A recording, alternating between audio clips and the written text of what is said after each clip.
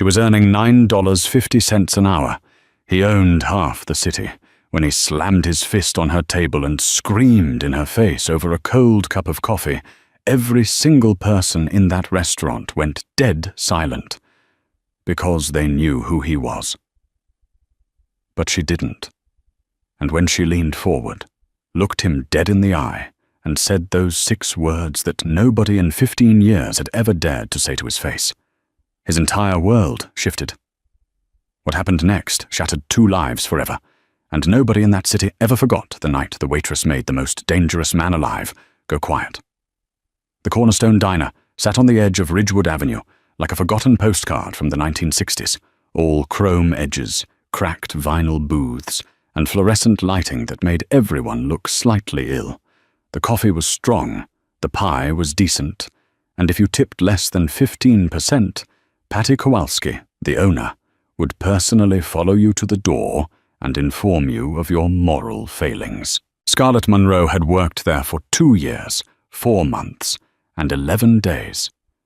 She knew this because she had been counting, not out of sentiment, but because she'd been promising herself that by the 2.5-year mark, she would have enough saved to finally leave Ridgewood and move to Portland, where her college friend Deanna Marsh had a spare room and a connection to a dental office that was hiring administrative staff. The plan was modest. The plan was everything.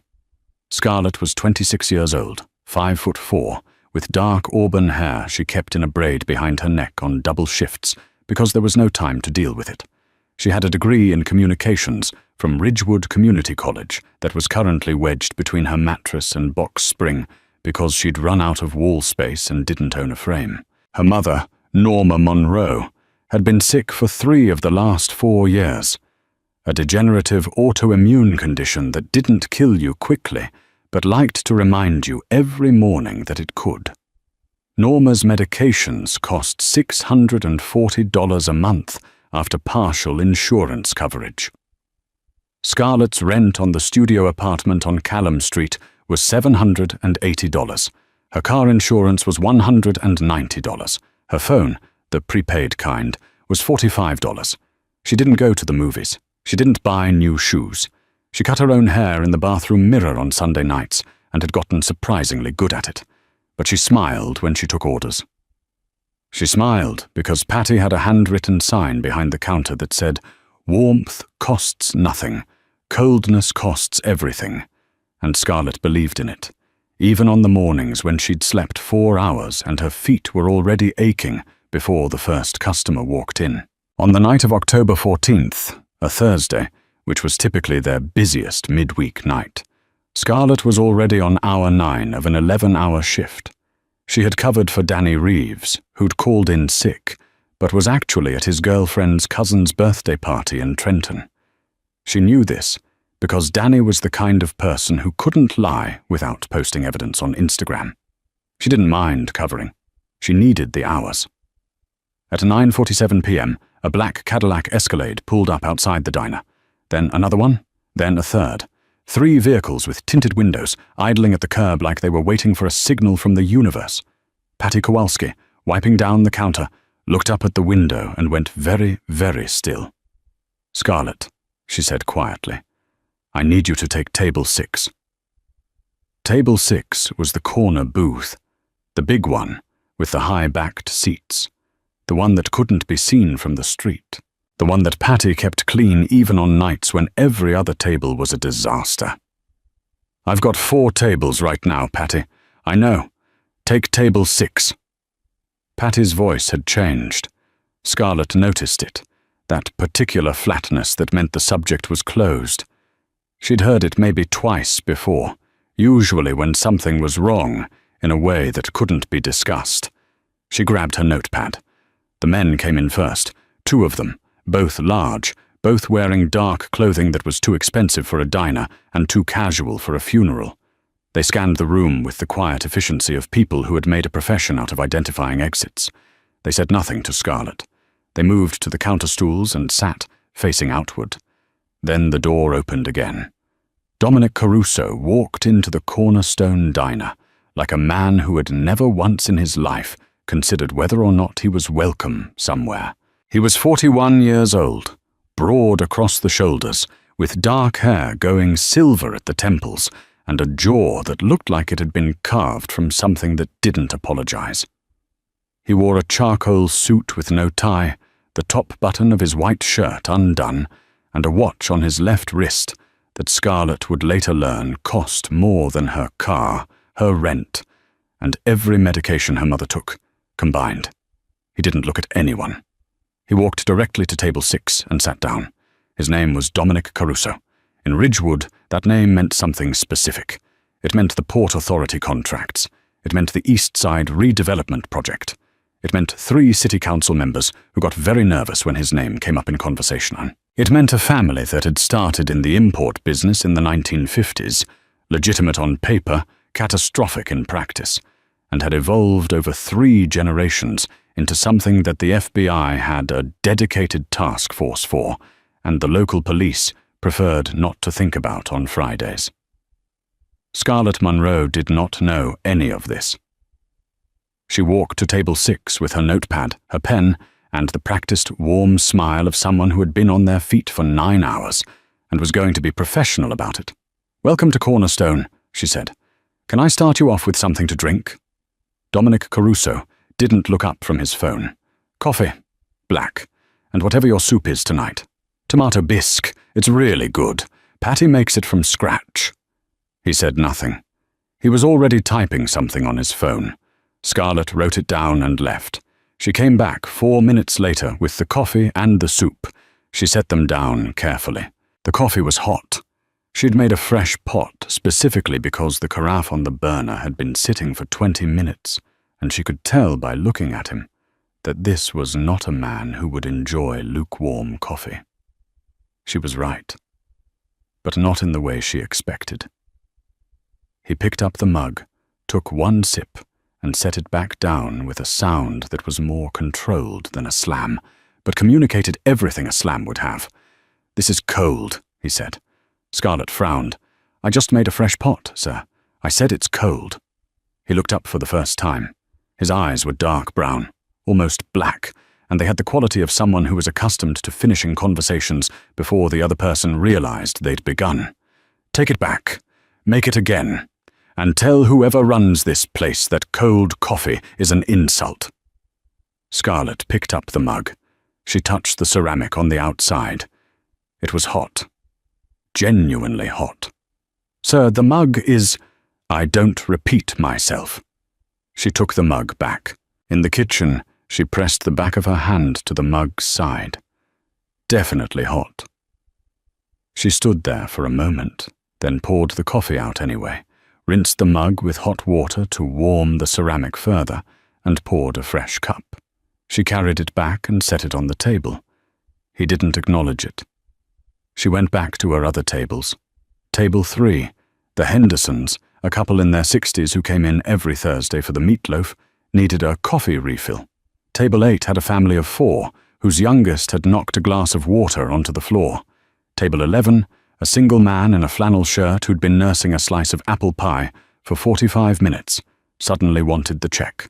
Scarlett moved through all of it with the kind of efficiency that comes not from training, but from necessity, from being a person who couldn't afford to drop a single ball.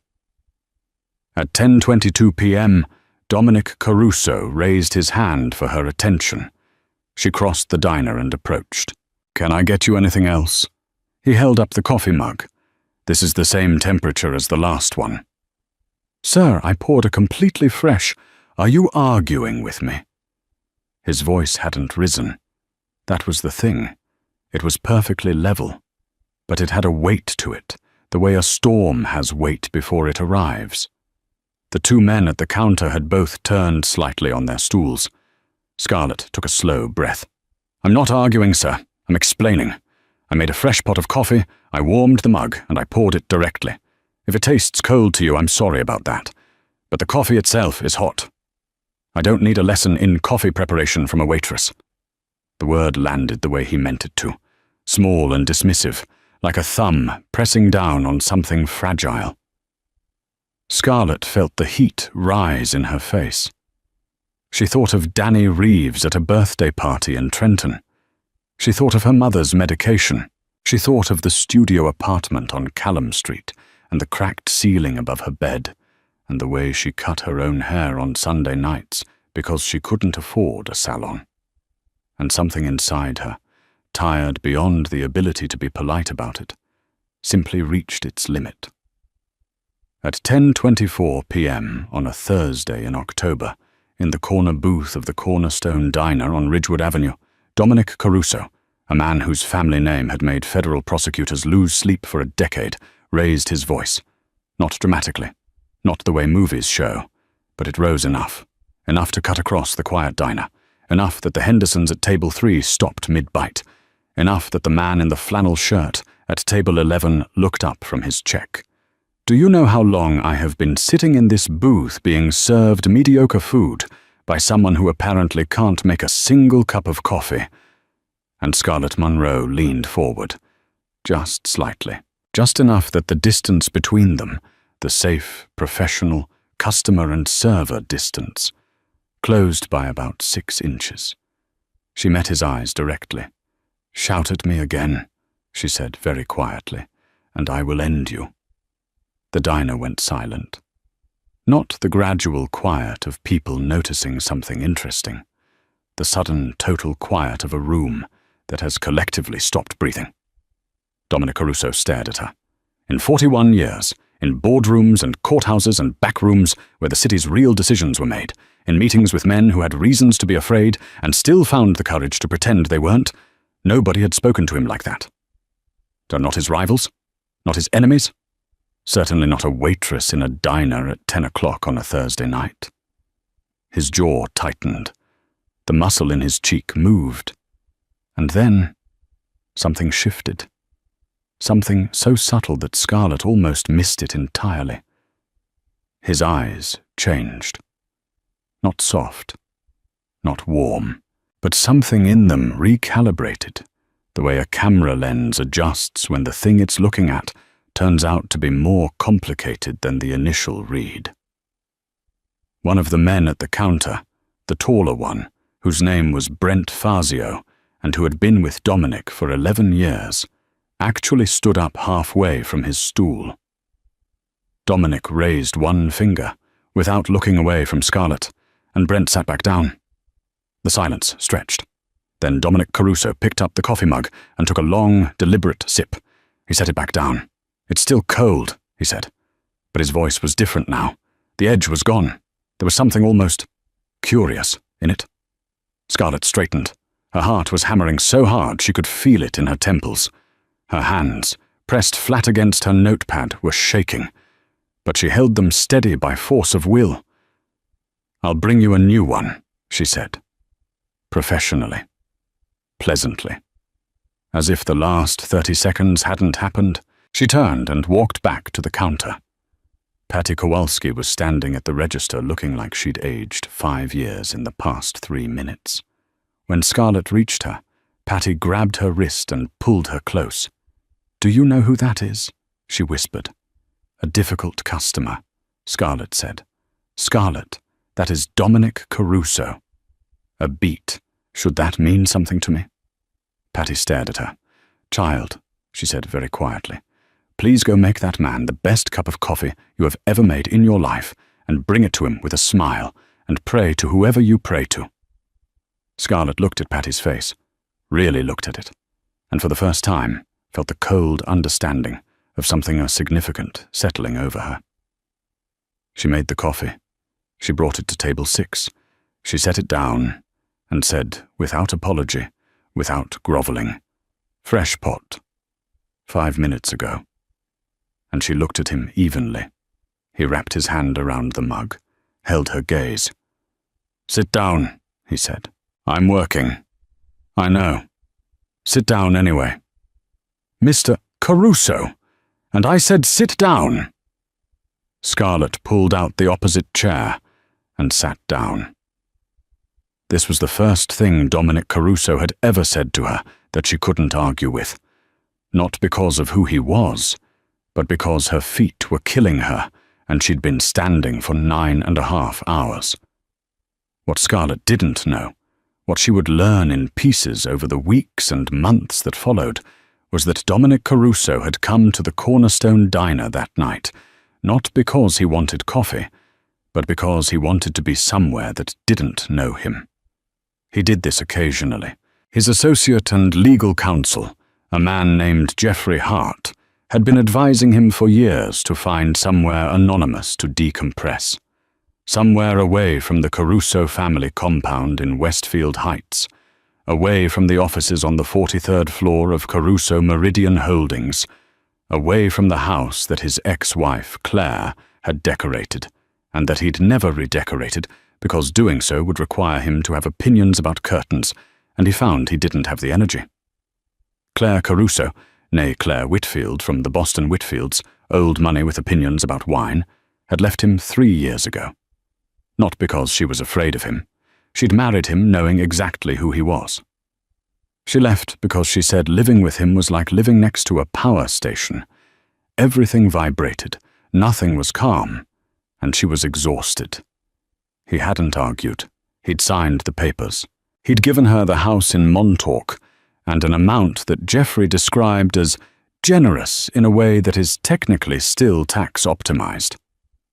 He had 2 children, a daughter, Natalie, who was 17 and lived with Claire in Montauk, and a son, Corey, who was 22 and had recently joined the business in a capacity that Dominic was not entirely comfortable with, but had not yet found the right words to address. He was not a happy man. He was a powerful man, which is a different thing. The Cornerstone Diner had come to his attention because his driver, a quiet man named Raymond Pollock, had mentioned it once as the best pie he'd ever had. Dominic had filed that information away, and on one of his anonymous evenings had found himself on Ridgewood Avenue. He'd come back 4 times in 6 months, not because of the pie, which was indeed excellent, but because it was the kind of place where nobody looked at him twice, where the lighting was functional rather than flattering, where the conversations around him were about ordinary things, where the whole atmosphere vibrated at a frequency so different from his own life that he found it, inexplicably, restful. He had not expected to be told he would be ended. He sat across from Scarlett Monroe and studied her the way he studied everything, with total methodical attention. She was meeting his gaze with remarkable steadiness for someone who, he now noticed, had a slight tremor in her left hand that she was actively working to control. "You're not from Ridgewood," he said. She blinked. "I am, actually." "But you've got plans to leave. How could you possibly know that?" He didn't answer. He looked at her for another moment. "The coffee's fine," he said finally. "It was fine before." Scarlett stared at him. "Then why?" "I was having a bad night." He said it the way someone says the sky is blue, without particular feeling, as simple fact. "I took it out on you." That was incorrect. Scarlett Monroe, who had been in customer service long enough to recognize the difference between an apology and a statement of corporate liability, waited. "I'm telling you," he said, "because it's true, not because I want something." She looked at him for a long moment. Then she said, "What kind of night?" And something in his face, just for a second, shifted. Not to vulnerability exactly. More like the door to a room that's usually locked, swinging open by accident. "My daughter called me," he said. "She's going to a school dance next week. She asked if I'd be there. I told her I didn't know if I'd have time." He paused. I watched her face on the phone call and understood, not for the first time, that I am very bad at being a father. Scarlett said nothing. "You asked," he said. "I did." Another silence, entirely different from the one before. "How old is she?" Scarlett asked. 17. "Go to the dance," Scarlett said. He looked at her. "I know it's not my business," she said, "but go, even if it's awkward. Even if you're there for an hour and leave." "Go," she asked. "That's not nothing." Dominic Caruso looked at the woman across the table, this woman with the braid and the work apron and the pen tucked behind her ear, and felt something he hadn't felt in a very long time, like someone was actually talking to him, not to his name, not to his money, not to what he could do or destroy. To him. 2 days after the diner encounter, Scarlett got a call from an unknown number. She almost didn't answer it. Spam calls had gotten aggressive in Ridgewood, and she was in the middle of helping her mother take her morning medications, which required patience and focus, because Norma Monroe's hands shook, and she hated help, but accepted it from Scarlett more than anyone. She answered. "Miss Monroe." A man's voice, not Dominic's. Polished, careful, the voice of someone who spoke for someone else. "My name is Jeffrey Hart. I'm calling on behalf of Caruso Meridian Holdings regarding—" Scarlett hung up. The phone rang again immediately. She answered it again because she was the kind of person who felt guilty about hanging up, even on calls she shouldn't have answered. "Please don't hang up," Jeffrey Hart said quickly. "I understand this is unexpected. Mr. Caruso wants to offer you a position." Scarlett set the pill organizer down on the kitchen counter. "I'm sorry?" "An administrative position at Caruso Meridian Holdings, $34 an hour, full benefits package. He asks that you consider it." Scarlett looked at her mother, who was looking back at her with the expression of someone who has excellent instincts and is using all of them. "Why?" Scarlett said. "He believes you were treated poorly during your interaction with him and would like to compensate. That's not compensation. That's hush money." Scarlett had not planned to say that. It came out naturally, the way truths sometimes do. "Tell Mr. Caruso I appreciate the call, but I'm fine." She hung up. She stood in the kitchen for a moment, aware that her hands were shaking again. Her mother said, "Who was that?" "Wrong number," Scarlett said. Norma Monroe did not look convinced. What followed over the next 2 weeks was something that Scarlett had no language for, because nothing in her previous life had prepared her for it. It wasn't harassment exactly. It was more like the subtle rearrangement of the weather around her. A man she didn't recognize sat in her section every other night for a week, always ordered modestly, always tipped very well, always left without incident. She told herself this was coincidence. She almost believed it. Then Danny Reeves, who had returned from Trenton and his girlfriend's cousin's birthday party, with a mild sunburn and absolutely no remorse, told her that someone had called Patty to ask about the staff schedule. A real polite guy, Danny said. Sounded like a lawyer.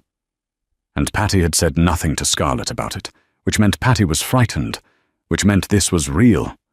Scarlett was not the kind of person who panicked. She was the kind of person who made lists. She sat in her studio apartment on Callum Street with a legal pad and wrote down what she knew. A powerful man had been rude to her. She had been rude back. He had apologized in his own unusual way. He had then attempted to give her a job she didn't ask for, and now someone was asking about her schedule. She wrote at the bottom of the list, "Is this danger or something else?" She stared at the question for a long time. Then she wrote, "Does it matter if I can't tell the difference?" She tore up the paper and went to work. Scarlett had decided to avoid Table 6 entirely if Dominic Caruso came back. She'd worked out a system with Danny.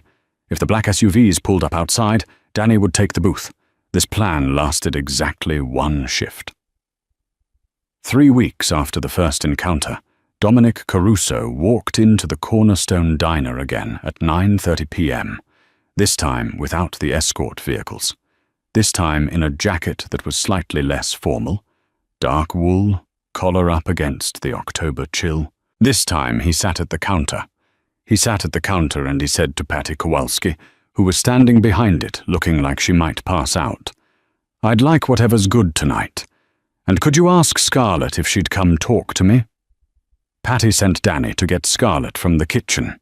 Danny reported back that Scarlett had said, "Tell him I'm working." Patty relayed this to Dominic. Dominic nodded slowly. Then he ordered the tomato bisque, a grilled cheese on sourdough, and a piece of the apple pie that Raymond Pollack had told him about. He ate all of it methodically and without complaint. He left a $200 tip on a $19 check. He did not ask for Scarlett again, but as he was leaving, he paused at the end of the counter, where Scarlett was refilling the coffee station, her back to him, and said without turning around to make eye contact, "My daughter's name is Natalie. I went to the dance." Scarlett went still. "She cried a little when I showed up," he said, happy crying. "I've never seen her do that before." A pause. "I thought you'd want to know." He left. Scarlett stood at the coffee station for a long moment, holding the carafe. Danny appeared next to her. "Who is that guy?" "I don't know," she said. "I genuinely do not know." But she thought about Natalie Caruso, crying, happy crying, and she couldn't make it not matter. The third time Dominic Caruso came to the Cornerstone was a Sunday afternoon, entirely off script, nothing pre-planned, no escort. He walked in at 2 p.m. in jeans and a grey sweater and looked so unexpectedly like a regular person that Scarlett almost didn't recognize him until she was standing at his table with her notepad. She stopped. He looked up.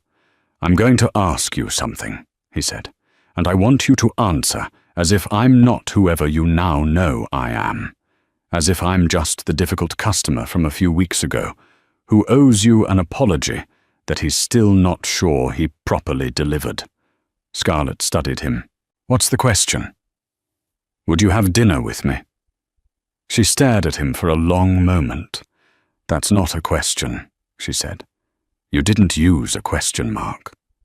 Something crossed his face that was startling in its warmth. "Would you have dinner with me?" He said it again, with the inflection this time. "No," Scarlett said. He nodded, as if this were the answer he'd expected, and perhaps even the one he respected most. "Because of who I am?" he asked. "Because I don't know who you are," she said, "and the stuff I've found out since the first night scares me, and I don't date people who scare me. That seems like a reasonable policy. It's kept me alive." He looked at her for a moment. "What if I could tell you about it? The stuff you found out. Explain it." "You can't explain it into something I'm comfortable with." "Maybe not," he said. "But I'd rather you say no, knowing the truth, than say no, assuming the worst." Scarlett set her notepad on the table. She sat down across from him in the chair that she'd sat in that first night, and she said, "You have until I need to refill Table 9's coffee. Go." What followed was 17 minutes. She knew because she had one eye on the clock the whole time. And in those 17 minutes, Dominic Caruso told her more truth than he had told anyone in years. Not all of it. There were things he would never tell her, or tell anyone, because some rooms don't have doors. But enough. He told her the business was real, and the reputation was real, and he had done things he didn't defend. He told her he hadn't become his father, but he hadn't escaped him either. He told her that he had tried, twice, to restructure the operation into something legitimate. Fully legitimate. And that both times, people who didn't want that had made it complicated. He told her Jeffrey Hart was not just his lawyer. He was also the only person who told him the truth about himself, and he paid him extremely well for the privilege. He told her that the job offer hadn't been hush money. "It was guilt," he said. "I was rude to you for no reason, and you're clearly working too hard for too little.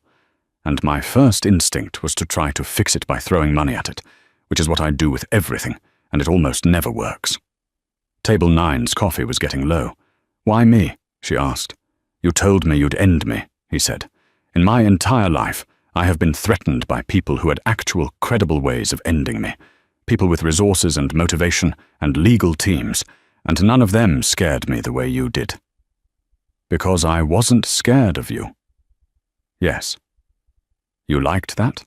"I was fascinated by it," he said. "I still am." Scarlett looked at him. Then she stood up, picked up her notepad and said, "I'll think about it." She went to refill Table 9's coffee. Scarlett said yes to dinner 6 days later. She told herself it was curiosity. She told her mother it was networking. She told Danny absolutely nothing, because Danny could not be trusted with information of any sensitivity. She also told Deanna Marsh in Portland, because Deanna was her closest friend and a woman with excellent judgment. And Deanna said, "Please tell me you're not doing what I think you're doing." And when Scarlett confirmed that she was, in fact, doing exactly that, Deanna said, "Okay, but text me his full name and the address where you're going. And if I don't hear from you by midnight, I'm calling the police." This was reasonable, and Scarlett did it. The restaurant was called Sarto, and it was on the 20th floor of a building on Meridian Street downtown, and it had no sign outside because it didn't need one. Dominic was already there when she arrived. He stood when she walked in. She was wearing a green dress she'd owned for 3 years and had worn twice and kept because she'd paid $45 for it at a consignment shop and felt that $45 deserved more than 2 outings. She had done her own hair, which for the first time in years she'd worn down. He looked at her the way she decided later that he must have looked at things he found genuinely valuable, not possessively, not performatively, but with a sort of quiet, concentrated attention. "You came," he said. "I said I'd think about it. I thought about it." She sat down. "Don't read too much into it." "I never read into anything," he said. "I take notes and form conclusions." "Is that a warning?" "It's an introduction." The dinner was 3 hours long. Scarlett ate things she didn't know the names of, and they were extraordinary. She drank 1 glass of wine, nursed it the whole time, and told herself it was because she was driving. It was also because she wanted to remember everything clearly. She told him about her mother. She didn't mean to. It came out in the middle of a conversation about why she was still in Ridgewood, a city she'd never quite loved. And once she'd started, she couldn't find a natural place to stop. She told him about the medication costs and the insurance gap, and the plan to save enough to move to Portland, and how the plan kept getting delayed because the costs kept rising slightly, the way everything did, until the gap between where she was and where she needed to be felt not smaller, but somehow wider. Dominic listened without interrupting, without offering anything. She noticed this because it was unusual. Most people started problem-solving around the second paragraph. When she finished, he said, "What's her condition?" Scarlett told him. He nodded slowly. "My mother had something similar. Different classification. She died when I was 34. He looked at the table for a moment. "I wasn't there. I was in Frankfurt on business. My brother called me." "I'm sorry," Scarlett said. "I handled it the way I handle most things I can't fix," he said, "by doing something in a different direction." He looked up. "I restructured a portion of the Hamburg port operations in her memory, which she would have found baffling had she known about it." Scarlett laughed before she could stop herself. It was a real laugh, the sudden, startled kind, and something in his face rearranged itself in response. Not quite a smile, more like the memory of one. She thought, "This man is very lonely," and then she thought, "This is not your problem, Scarlett," and then she thought, "But what if it could be something?" She texted Deanna at 11:48, still alive. More later. "Deanna, that bad or that good?"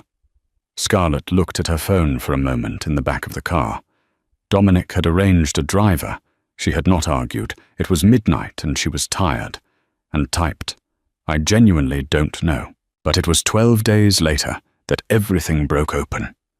Scarlett was coming out of the pharmacy on Branford Street with her mother's medications. The paper bag with the white and blue labels that she knew by heart, by weight, by cost, when a woman stepped out of a silver car and stood in front of her. She was in her early 40s, beautifully dressed, with the kind of bone structure that came from good genetics and was maintained by excellent sleep and expensive skincare.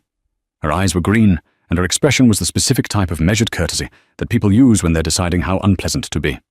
"Scarlett Monroe," the woman said. Not a question. Scarlett stopped. "Yes?" "My name is Claire Caruso." She paused to let that land. "Dominic's ex-wife." Scarlett shifted the pharmacy bag to her other hand. "I know about you," Claire said. "He talks to Natalie, and Natalie talks to me. That's how these things work." She studied Scarlett with the practiced eye of someone assessing a situation. "I'm not here to warn you off or be theatrical about it. I'm here because I have information that affects you, and I believe you deserve it." Scarlett waited. Claire looked at her carefully. "Are you aware that there are currently 2 separate federal investigations in which Dominic's name appears?" Scarlett said nothing. "One of them is a RICO case," Claire said. "It's been building for 4 years. The lead prosecutor is a woman named Sandra Cole, out of the Newark field office, and she is very good at her job." Claire's voice was entirely neutral, the way people sound when they've already processed their emotions about something, and are now just transmitting data. "I am telling you this not to frighten you, but because when I got involved with Dominic, nobody told me.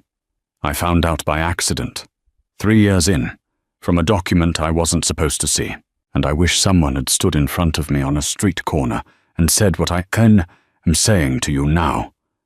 "Which is," Scarlett said, "that the man is magnetic, and he is genuine in his way, and he will care for you in ways that will feel like nobody has ever cared for you before, and that the world he lives in is not survivable by people who weren't built for it, and that you will need to decide now, before you're in too deep, what you are built for." She got back in the silver car. It pulled away.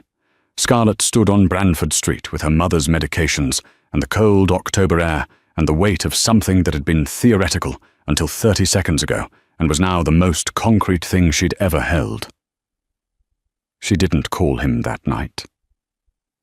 She sat in her studio apartment on Callum Street, and she opened her laptop, and she read everything she could find. The business profiles, the news articles, the court filings that were public record, the Wikipedia page that was carefully written in the way that things are carefully written when lawyers have reviewed them. She found a name, Sandra Cole, in a 3-year-old article in the Newark Tribune about a federal investigation into Port Authority contracting irregularities. The article was careful. Cole was quoted as saying the investigation was ongoing. Nothing had been charged. Nothing had been resolved. She found an interview with Jeffrey Hart from a business journal 2 years ago. Hart was quoted at length about the Caruso Meridian Holdings portfolio, real estate development, logistics, infrastructure consulting, all of it very clean on the surface. The way surfaces are when someone smart has worked very hard on them. She found a photograph from a charity gala. Dominic in a tux, shaking hands with the mayor, smiling the specific smile that powerful men deploy at charity galas, which is a different smile from any other kind. She closed the laptop. She thought about Natalie, crying happy at a school dance. She thought about what he'd said about his mother. I restructured a portion of the Hamburg port operations in her memory, which she would have found baffling. She thought about Claire Caruso on a street corner, choosing to warn a stranger rather than let her walk into something uninformed. She thought about what she was built for, and she thought about Portland, and Deanna's spare room, and the dental office that was hiring administrative staff, the modest plan, the everything plan. At 11:15 p.m., she called him. He answered on the second ring. "I need to tell you something," she said. "Tell me." "I met Claire today." A silence, brief, controlled. "She told me about Sandra Cole," Scarlett said. Another silence, this one longer. "She had no right," he started. "She had every right," Scarlett said. "She cares about her daughter. Her daughter cares about you. She's protecting the chain." She paused. "I'm not angry with you for not telling me. We've had 3 conversations and 1 dinner. You don't owe me your federal exposure. But I need you to understand that I'm going to ask you directly. Is any of it true?" The silence this time was the longest. "Some of it," he said finally. "Can you be specific?" "Not on the phone. Then in person. Tomorrow." "Scarlett, "Tomorrow," she said, "or not at all." He came the next day, not to the diner. She'd suggested the small park on Callum Street, 2 blocks from her apartment, which was public and ordinary and hers. He arrived alone, which she suspected was unusual.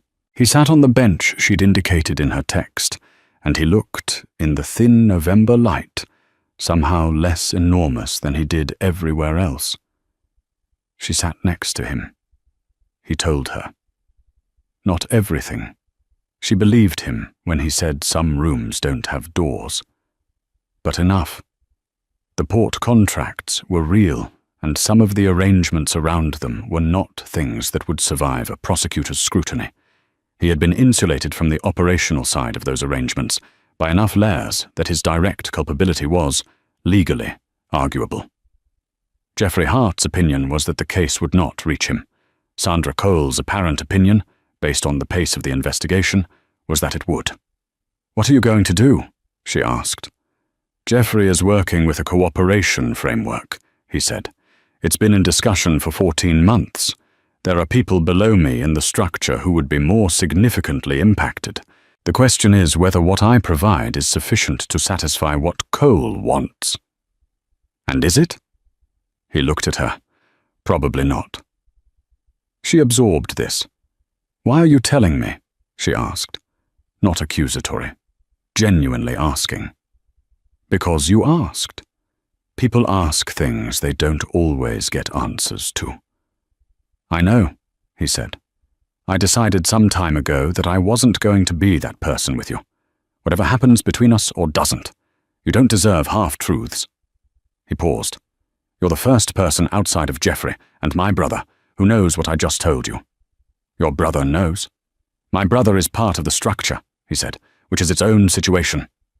Scarlett looked at the park, the bare trees, the grey November sky, a woman walking a golden retriever on the path 20 meters away. She thought about Deanna's spare room in Portland. She thought about what she was built for. "I'm not made for the world you live in," she said.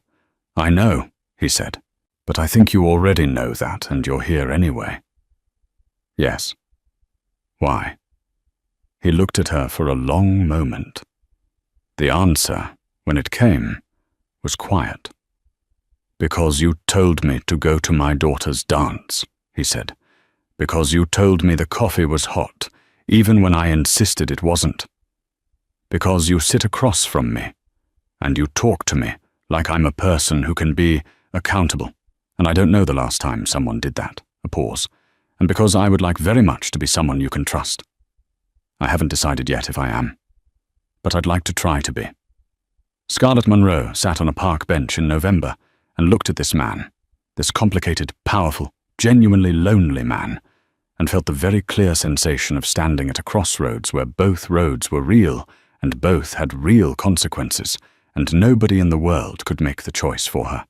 She said, "I'm not moving to Portland yet." He looked at her. "Don't make me regret it," she said. Something moved in his face then. Not the camera-adjusted recalibration of the first night, not the guarded curiosity of the diner counter, but something raw, something that looked like relief. Like a man who had been holding something heavy for a very long time and had been offered, for the first time, permission to set it down. "I'll try," he said. "That's not good enough," she said. "No," he agreed. "It's not. I know." 3 months later, Sandra Cole's investigation produced 7 indictments. Dominic Caruso's name was not among them. Geoffrey Hart had, in the end, delivered enough to satisfy the parameters of the cooperation framework, though the specifics were sealed and would remain so for a long time. Dominic's brother, a man named Patrick Caruso, was among those indicted. It was this, more than the investigation, more than the lawyers, more than any external pressure, that hit Dominic in the way that changed him. Not broke him, changed him. He called Scarlett from the car outside the Federal Building the afternoon Patrick's name appeared on the document. He didn't say much. She said, "I'm at work until 7. Come to Callum Street at 7:30. He came at 7:30. They sat in her small apartment, the one with the cracked ceiling and the degree wedged between the mattress and the box spring. And she made him tea because she'd run out of coffee and couldn't afford to care about that right now, and he sat in the one good chair she owned, and she sat across from him on the edge of the bed, and neither of them said anything meaningful for 20 minutes, which was itself a kind of language. He met Norma Monroe that night. Norma, who was having a relatively good day, which meant her hands only shook a little and her voice was clear, looked at him for a long moment and said, "You're the one who's been making my daughter think." "I hope that's not a complaint," he said. "It's an observation," Norma said. "She thinks plenty on her own. You've just given her new material." Dominic smiled. The real kind. Scarlett made a mental note of what it looked like, because she hadn't seen it before. Corey Caruso, 22, who had joined the business in a capacity that worried his father, got a call from Dominic in January. That was, by all accounts, the most difficult conversation Dominic had had in years. He told his son that the operation as it existed was going to change fundamentally, not because of pressure or threat, but because Dominic had decided, at 41, that he was no longer willing to hand his children a structure they'd have to outrun. Corey argued. There was shouting on one end. The call lasted 90 minutes. Corey called Natalie afterward and said, "Dad's different." Natalie said, "I know. She happened." The Cornerstone Diner on Ridgewood Avenue continued to operate. Patty Kowalski continued to make tomato bisque from scratch and enforce the 15% tipping policy. Danny Reeves continued to call in sick on occasion and post evidence on Instagram. Scarlett Monroe continued to work there for a time, not because she had to, but because she wasn't ready to leave without a plan, and she was still building the plan, and this time the plan wasn't about escaping somewhere. It was about building toward something. She still cut her own hair on Sunday nights, not because she couldn't afford a salon anymore. Dominic had, in a gesture of characteristic bluntness, established a substantial direct payment arrangement for Norma's medications that Scarlett had accepted only after a negotiation that lasted 3 days and resulted in an agreement she felt equitable rather than charitable. She cut her own hair because she was good at it, because she liked the quiet of the bathroom on Sunday evenings and the sound of the scissors and the simple competence of doing something herself. She thought, sometimes, about Table 6, about that moment. 10:24 p.m., the silence of the diner, the way everyone had stopped breathing. "Shout at me again and I'll end you." She had meant it as a line in the sand. She had not meant it as the opening of something that would rearrange her entire life. But that, she was learning, was the thing about lines in the sand. You never knew which ones the tide would notice. She was a waitress with $9.50 an hour, a sick mother, a plan, and 6 words that changed everything. He was a man who owned half a city, hadn't smiled in years, and sat down in a diner on a Thursday night looking for somewhere that didn't know his name. Neither one of them went looking for what they found. The most transformative things rarely arrive announced. Scarlett Monroe didn't save Dominic Caruso. She didn't fix him, redeem him, or make him into someone he wasn't. She did something harder and rarer. She refused to disappear in front of him. She held her ground. She told him the truth, even when it wasn't polite. She sat with him in the quiet when he needed quiet more than words, and he, for his part, did what very few people in his world had done in a long time. He tried to be someone worthy of being trusted. That's the story. Not a fairy tale. Not a warning. A story about 2 people standing at the edge of their own lives and deciding, together, that the uncertain ground was worth stepping onto. If this story moved you, if you saw yourself in Scarlett's tired, determined eyes, or recognized someone you love in the quiet loneliness behind Dominic's power, hit that like button right now. Share this with someone who needs to hear that the most unlikely connections are sometimes the most real ones. And subscribe, because every week we bring you stories like this one. full of truth, full of drama, full of the moments that happen when ordinary people refuse to stay small. The next story is already waiting for you. Don't miss it.